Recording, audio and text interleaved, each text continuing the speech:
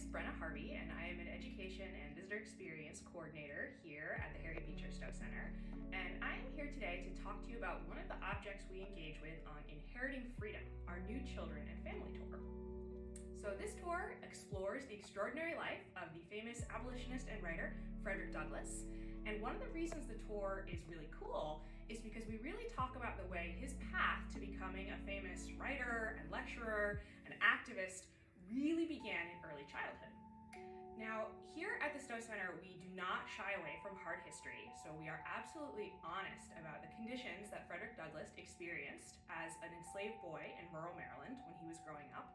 And we do talk about the trauma of his separation from his family and the loss of his mother, Harriet Bailey, when he was a really young boy. But we also really try to focus on inspiring parts of his story, his agency, and the ways he made changes in his own life. In particular, we really focus on the lengths that Frederick Douglass went to learn to read and write and his lifelong love of education. When he's about 9 years old, Frederick Douglass is forced to move to the city of Baltimore, and he is expressly forbidden from learning to read and write by his enslaver, Hugh Auld.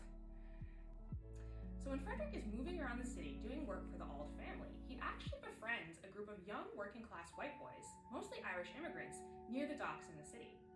And these boys don't trust each other at first, totally understandably, but over time they do become good friends, and they actually help Frederick further his education. One thing that these boys do for Frederick is they share with him this book, which they are reading in school. It's called the Columbian Orator, and it might look a little bit boring and old-timey at first, but it's actually one of Frederick Douglass's most beloved texts.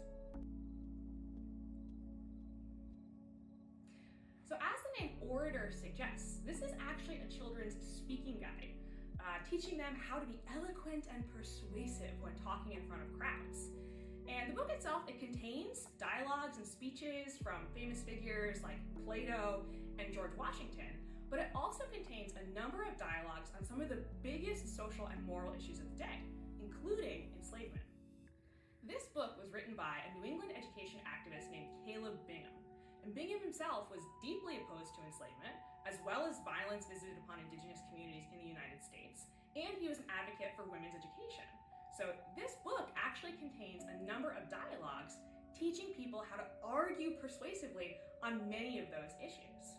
So I want to show you this excerpt from the Columbian Orator. This is actually one of Frederick Douglass's favorite sections of the book, and it's a dialogue between an enslaved man and his enslaver, where the enslaved man makes an argument for his freedom that's so powerful and so convincing that his enslaver actually frees him right then and there on the spot.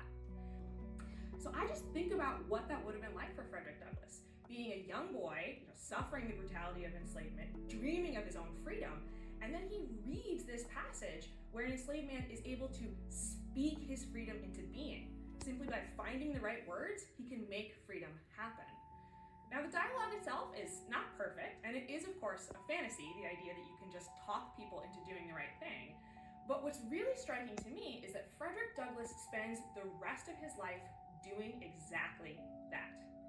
Through his lecturing and his writing, he uses the power of words to help bring an end to enslavement in the United States. His biographer, the Yale historian David Blight, actually calls him a prophet of freedom, someone who sees into the future, sees a better world to come, and actually brings that world into being by sharing it with us. We know that Frederick Douglass, he carried his copy of the Columbian Orator with him for the rest of his life.